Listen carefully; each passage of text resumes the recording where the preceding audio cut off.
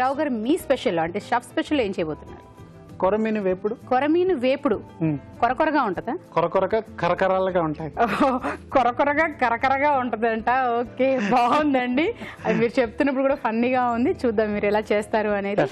Okay, మరి దానికి కావాల్సిన పదార్థాలు ఏమిటో చూద్దామా? కొరమీను వేపుడుకు కావాల్సిన పదార్థాలు: చేప ముక్కలు 1/2 కిలో, ఉప్పు తగినంత, కారం తగినంత, అల్లం వెల్లుల్లి పేస్ట్ 1 టీ స్పూన్, నిమ్మరసం 1 టీ స్పూన్, జీలకర్ర పొడి 1 teaspoon, garam masala 1 teaspoon, శనగపిండి 1 టేబుల్ స్పూన్, నూనె 3 టేబుల్ స్పూన్లు. మరి కొరమీన్ వేపుడు కావాల్సిన పదార్థాలు ఏమిటో చూసారు కదా. రావు గారు స్టార్ట్ చేసేద్దామా? సో వేడి అవుతుంది, స్లోలో పెట్టుకుందాం. మీన్ టైం మనం మిక్సింగ్ చేసేసుకుందాం. So first chilli powder, salt, తర్వాత సాల్ట్, అల్లం వెల్లుల్లి పేస్ట్, అల్లం వెల్లుల్లి పేస్ట్, దాని తర్వాత కొంచెం శనగపిండి. అగైన్ శనగపిండి ఏంటంటే బైండింగ్ అనమాట మీకు. దాని తర్వాత కొంచెం గరం మసాలా, దాని తర్వాత కొంచెం జీలకర్ర పౌడర్. మీరు దీంట్లో కూడా మెంతు కూర వేసుకోవచ్చు. లాస్ట్ టైం మనం ఒక రెసిపీ చూపించాను చూసారా, డ్రై మెంతు, కసూరి మెతి అని అంటారు, అది కూడా మీరు యూజ్ చేసుకోవచ్చు. మీరెందుకు మరి వాడట్లేదు? అంటే ఇది ఒక ట్విస్ట్, అంటే అలా కూడా చేసుకోవచ్చు అని చెప్తున్నాను. ఓకే, ఇది ఓన్లీ చేపలు అటు ఇటు తిప్పుకోవడం కోసం ఈ ఆయిల్. సో ఇప్పుడు ఒక నిమ్మకాయ,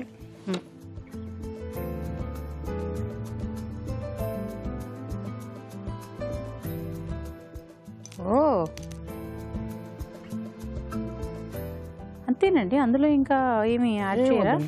సింపుల్, కొంచెం నీళ్ళు పోయండి. మీరు కలర్ వేసుకోవచ్చు కావాలంటే. మీకు కలర్ మీరు ప్రిఫర్ చేయరు కదా?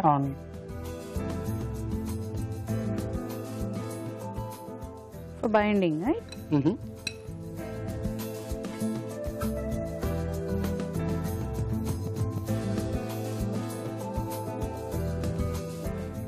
ఇది సేమ్, ఇది కూడా మీరు మ్యారినేట్ చేసుకొని ఒక రోజు ముందర పెట్టుకోవచ్చు, మినిమం 3 అవర్స్ పెట్టుకోవచ్చు. ఓకే, సో దీనివల్ల ఏంటంటే మీకు బాగా ఉప్పు కారం బాగా ఊరుతుంది అనమాట.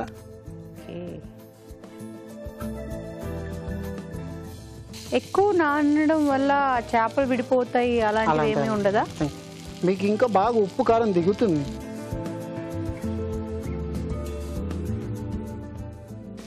చాలా ఈజీగా ఉన్నట్టుందండి ఇదేదో. ఓకే, ఇప్పుడు ఇంక ఇందులో వేసేమేమీ లేవు. సో ఇది కొంచెం వేగాలి. అవునా? ఓకే, ఒక చిక్క అంటే ఆయనే చెప్పేశారు, ఇంకా నేను చెప్పడం ఎందుకు. ఓకే, మీరు ఇలా ఒక మంచి చిట్కా చూడండి.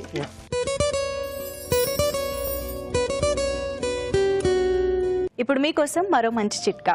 జంతికలు, పకోడీలు లాంటివి డీప్ ఫ్రై చేసేటప్పుడు నూనె ఎక్కువగా పొంగుతూ ఉంటుంది కదా, అలా పొంగకుండా ఉండాలంటే ఒక చిన్న చింతపండు ముక్కని నూనెలో వేస్తే అది పొంగకుండా ఉంటుంది.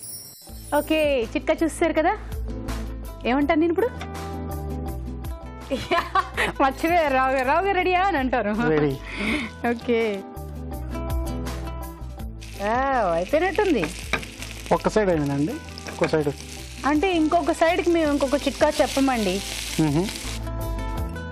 ఇందాక రెడ్గా ఉండింది, ఇప్పుడు బ్లాక్గా అయిపోయిందండి. కొంచెం మంచి వేగింది. మా ఇంట్లో కొంచెం కలర్ కొంచెం దీనికంటే తక్కువ ఉంటాయి, పచ్చిగా ఉన్నది అంటారు. అవునా? అప్పుడు మీరు వెంటనే అనాలి, రా ఫుడ్ మామ్, ఇలాగే తినాలి అని. ఎందుకంటే షెఫ్ ఏం చెప్తున్నా వింటాం కాబట్టి మీరు వెంటనే అనాలి అలాగా. ఓకే, ఇంకా అది అయిపోయిన తర్వాత ఒక సైడ్ కూడా ఇంకా తీసి ప్లేటింగ్ అంతేనా? ఇంకేమైనా ఉంటుంది అది ఇంకా యాడ్ చేయడాలో? ఓకే, మీరు గార్నిష్ చేసుకోవడానికి ఏమైనా చేస్తారా? అది అయిపోతుంది, 1 సెకండ్. ఓ, అయితే అది చేసేసేయండి. ఓకే,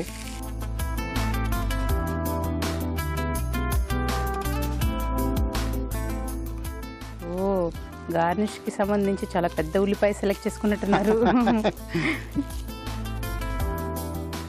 ఇవి సైజ్ లో కూడా కావాలేమో ఇలాగా, అంతేనా? అంతే అంతే.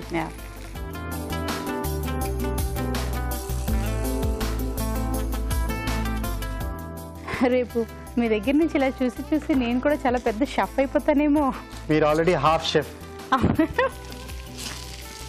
సో ఇది రెడీ అయిపోయింది అన్నమాట. ఓకే,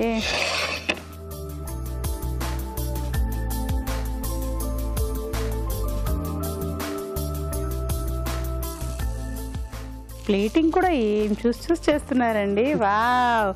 ఓకే, ఒక ఫిష్ అలాగా మధ్యలో ఒకటి ఇలాగా దాన్ని ఏమంటారు, పొట్ట ముక్క. గుడ్. చేపల వేపుడు రెడీ. కొర్రమీను చేపల వేపుడు. ఓకే, కొరమీను చేపల వేపుడు అండి. భలే డిజైన్ చేశారు. ఓకే, దీన్ని టేస్ట్ చేసే ముందు దీని తయారీ విధానం ఎలాగో మరొకసారి చూద్దాం. కొరమీను వేపుడు తయారీ విధానం: ఒక బౌల్లో కారం, ఉప్పు, అల్లం వెల్లుల్లి పేస్ట్, శనగపిండి, జీలకర్ర పొడి, గరం మసాలా, నిమ్మరసం వేసి కొద్దిగా నీళ్లు పోసి బాగా కలుపుకోవాలి. ఈ మిశ్రమంలో చేప ముక్కలు వేసి బాగా కలుపుకోవాలి. ఆపై చేప ముక్కలని పాన్ లో ఉంచి నూనెతో 2 వైపులా కాల్చుకోవాలి. అంతే, కొరమీను వేపుడు రెడీ.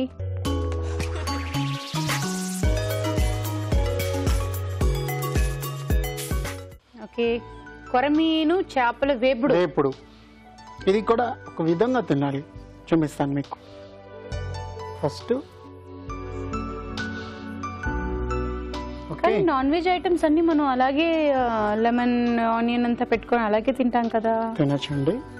ఇది ఒక వెరైటీ అన్నమాట. సో మీకు ముళ్ళు లేకుండా. రావు గారు, నేనంటే మీకు ఎంత అభిమానం రావు గారు. నెక్స్ట్ డెఫినెట్ గా మీ ఇంట్లో గొడవ అయిపోద్దేమో. ఆవిడకి మాత్రం అలా పెట్టారు, నాకు ఏ రోజైనా పెట్టారా అండి ఇలాగా కదా. సో ఇది మీరు కూడా ఒక్క ఆనియన్స్ తీసుకోండి. ఓకే ఓకే,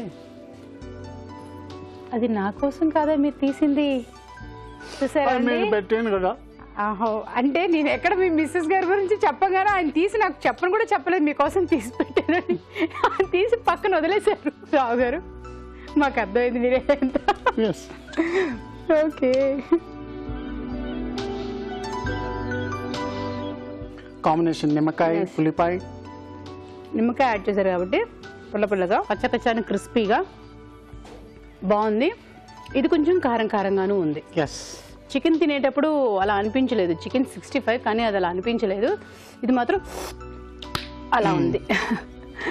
ఇన్ని రోజుల్లో మనం ఎప్పుడు అలా అనలేదు అనుకుంటా అని. ఇవాళ కొంచెం కారం తగిలింది అనమాట. బాగుంది. సో మీరు కూడా ట్రై చేయండి, మీకు కూడా నచ్చుతుంది.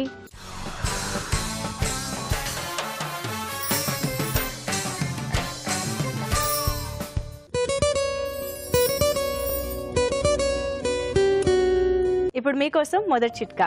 చలికాలంలో మామూలుగానే చర్మం చాలా డ్రైగా ఉంటుంది. దానికి తోడు తరచూ మొహం కడుక్కుంటూ ఉండాలంటే ఇంకా బాధగా అనిపిస్తూ ఉంటుంది కదా. అలాంటప్పుడు ఒక మగ్గు నీళ్లలో కొద్దిగా రోజ్ వాటర్ కలుపుకుని ఆ నీళ్లతో ముఖాన్ని కడుక్కుని తర్వాత లవంగం నూనెతో కాస్త మర్దన చేసుకుంటూ ఉన్నట్లయితే డ్రైనెస్ తగ్గిపోతుంది, స్కిన్ స్మూత్గా ఉంటుంది.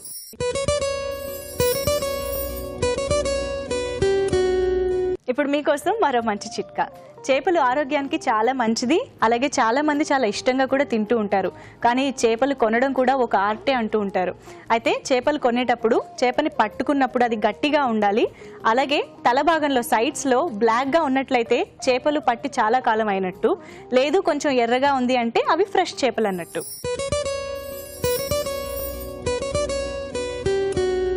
ఇప్పుడు మీకోసం ఇంకొక మంచి చిట్కా. అప్పడాలు ఎక్కువ కాలం మెత్తబడిపోకుండా గట్టిగా క్రిస్పీగా ఉండాలి అంటే అప్పడాలు నిల్వ ఉంచే డబ్బాలో అడుగున బ్లాటింగ్ పేపర్ వేసి దానిపైన అప్పడాలు వేసి ఉంచినట్లయితే అవి చాలా కాలం గట్టిగా ఉంటాయి.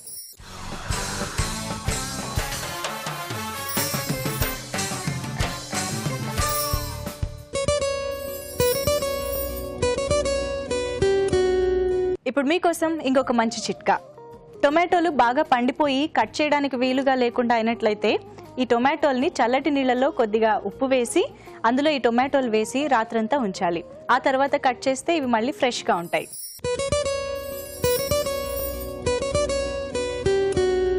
ఇప్పుడు మీకోసం మరో మంచి చిట్కా. జంతికలు, పకోడీలు లాంటివి డీప్ ఫ్రై చేసేటప్పుడు నూనె ఎక్కువగా పొంగుతూ ఉంటుంది కదా. అలా పొంగకుండా ఉండాలంటే ఒక చిన్న చింతపండు ముక్కని నూనెలో వేస్తే అది పొంగకుండా ఉంటుంది.